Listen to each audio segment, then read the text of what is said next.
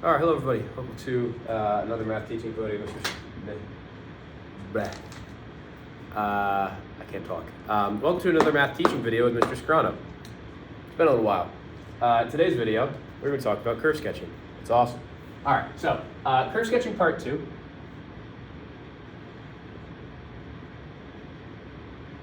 Curve sketching, this is in part 2 of curve sketching. We can really think of this as curve sketching with sign lines. So curve sketching part 2 with a sign line. Sign lines are something you may have looked at in pre-calculus, maybe not. You may have also considered it sign analysis. But here's the basics of what we're doing. So what we're going to do is we're going to use a sign line analysis, which we'll talk about what this means. Like, what is this? We'll talk about it. Use a sign line analysis of f of x and f prime of x and f double prime of x, right? This tells you kind of the position, this tells you velocity or the rate of change. This tells you concavity. To most accurately, right? When we're curve sketching, this sign analysis gives us the most accurate way to most accurately sketch functions. Okie dokie. Okay, wonderful. And so the best way to look at this is just through example. So we'll start with example 1. All right, let's use sign analysis to sketch f of x equals x cubed minus 2x squared plus x. Okay, we don't really know what this looks like. Okay, we kind of do. We know it's a cubic function. We know it's going to have end behavior that goes, it's going to look like this. Basically, something like that. Okay, but we don't know exactly where kind of the interesting points are. So first thing we're going to do is we're going to do sign analysis of f of x. So let's factor it. We always want to factor first. F of x equals is what we want to do. First step of sign analysis is try to factor it down. What we're really trying to do is you're trying to determine where f of x is equal to 0 or dne. Okay, that's what we're looking for. Now in this case, this function exists everywhere, so there's no place where f of x dne, but there are a couple places where the function is equal to 0, so we can factor stuff out. X times x squared minus 2x plus 1, okay, which further factors into x times x minus 1 times, again, x minus 1, which we can look at this and say, oh look, it's x minus 1 squared. Okay, great. Now based on this factorization, we know that f of x equals 0 dne at x equals 0 from this one, and also at x equals 1. Okay, so those are the 2 points. There's no place where dne. Let's say at dne at 7, then it'd be 0, 1, and 7. Okay, but in this case, it doesn't dne anywhere, so it's just going to be 0 and 1. So now we'll do some sign analysis. So draw a sign line. Here's your sign line. Okay, and the points we're going to put down are 0 and 1. Okay, now looking at a sign line, what we want to do is we want to say, okay, based on, it's really easiest to look at this factorization.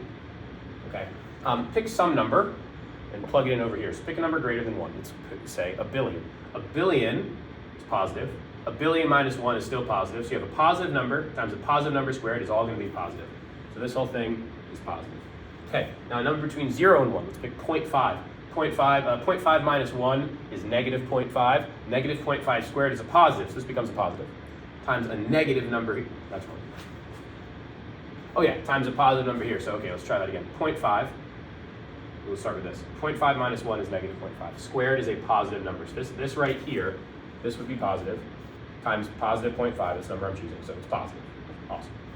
Okay, now let's choose a non-negative number, something below 0. Giant negative number, say negative a gazillion. Negative a gazillion minus 1 is negative, squared is positive, so that box part is positive, and this term here is negative, that shows negative a billion, so it's going to be negative. Okay, great. So if I were to draw a graph, which I'll draw over here, the scale of this is going to be really weird. I'm going to put 0 here, and I'm going to put 1 here. Okay, we know that it's going to be 0 and 1. And if we were to draw the overall curvature, it would be negative numbers to 0. So negative numbers to 0, positive numbers to 1. It would hit 0 here, and then it'd still be positive numbers. So it looks something, I'm going to draw this very, very lightly. I'm going to erase this. It's going to look something like this.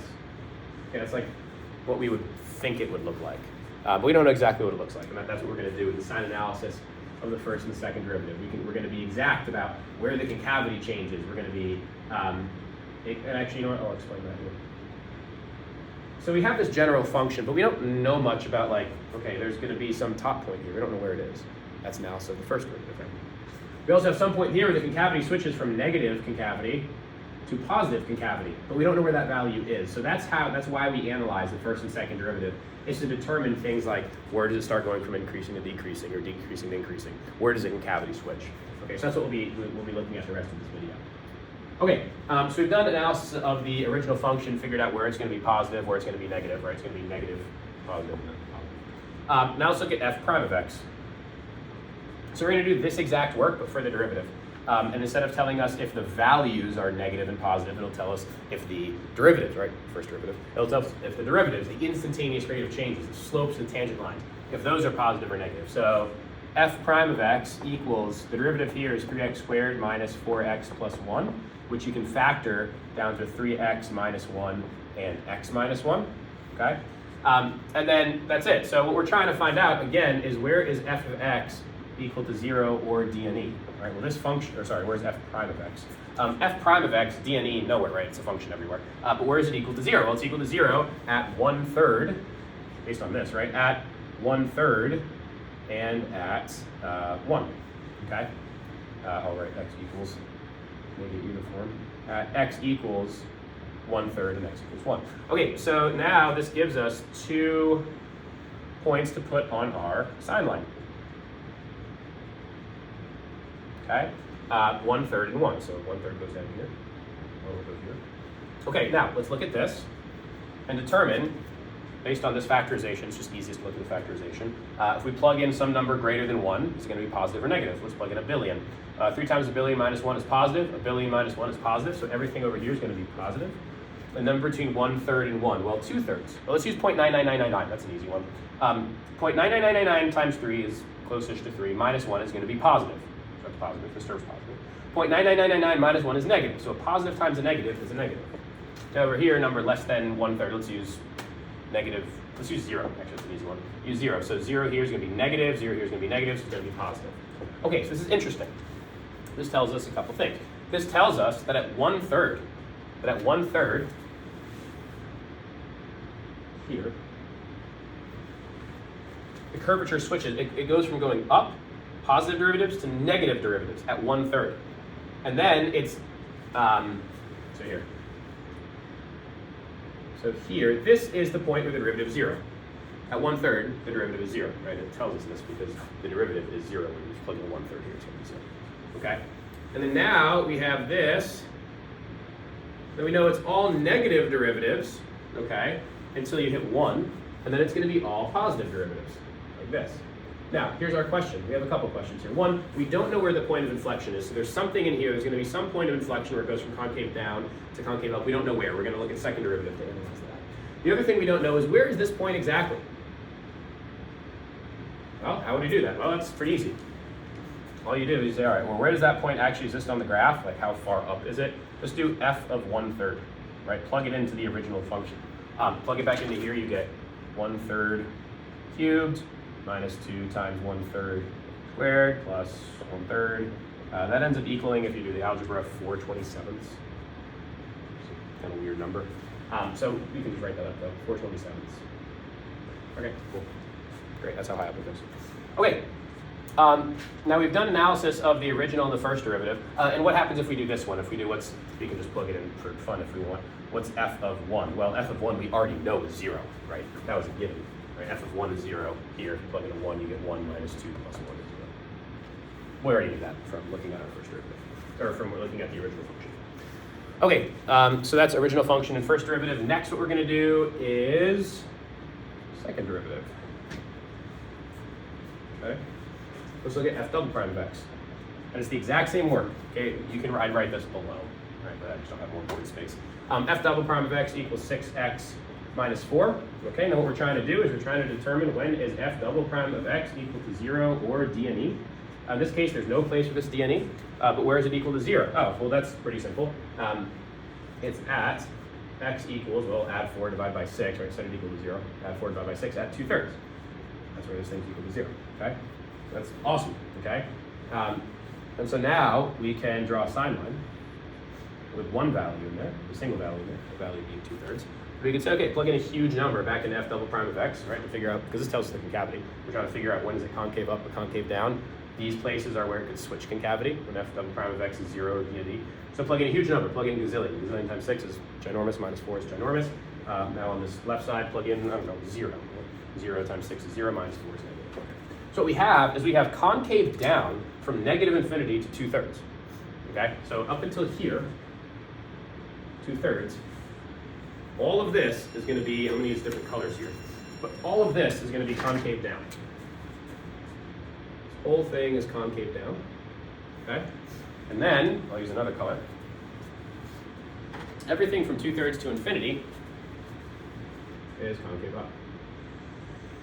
And that's kind of what it says, concave down from negative infinity to 2/3, and then concave up from 2/3 to infinity. All right, and then, last tiny little thing. In this, we could say, all right, well, we have this point. This is called a point of inflection, where the concavity changes.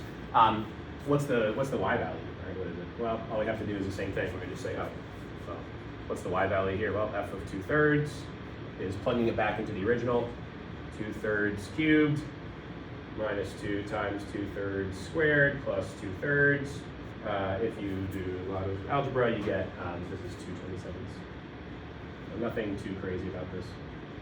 That's it, okay? So that's sign analysis, and it allows us to ask, or rather answer, some pretty interesting questions. Allows us to answer some pretty interesting questions. I cramped it a little bit here, which is unfortunate. So we're gonna use this board space right in the middle. That should work, actually. Okay, we'll use that board space right in the middle. All right, so we can ask some interesting questions, even if we don't have the graph, right? Like, let's say we don't have the graph, but we just have this sign analysis. We can ask questions such as, where is f of x, where is f of x so positive and concave down? Okay, where is it positive and concave down? Well, we know it's positive from 0 to 1 and then 1 to infinity. It's not positive at 1, it's 0 at 1. And where is it concave down? Well, it's concave down from negative infinity to 2/3, right? So where is f of x positive and concave down? We can see it from the graph, right? It's going to be here to here. This is all positive and all concave down. So we'd say, all right, well, it's from 0 to 2/3. Not too bad, right? We would see, oh, 0, where is it positive? 0 to infinity. Where is it concave down? Negative infinity to 2/3. What's the overlap of those two things? Oh, well, the overlap is 0 to 2/3 stuff. And to be clear, right, that you can ignore this point at 1 for now, because you cut off at 2/3. You don't even have to exclude that point. Okay, good.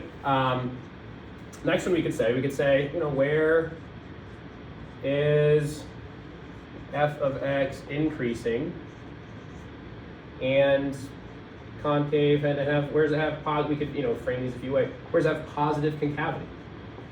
Okay, where's f of x increasing with positive concavity? F of x increasing means derivatives are greater than 0. That happens from negative infinity to 1/3 and also from 1 to infinity, right? We can see here. Negative infinity to 1/3, also 1 to infinity.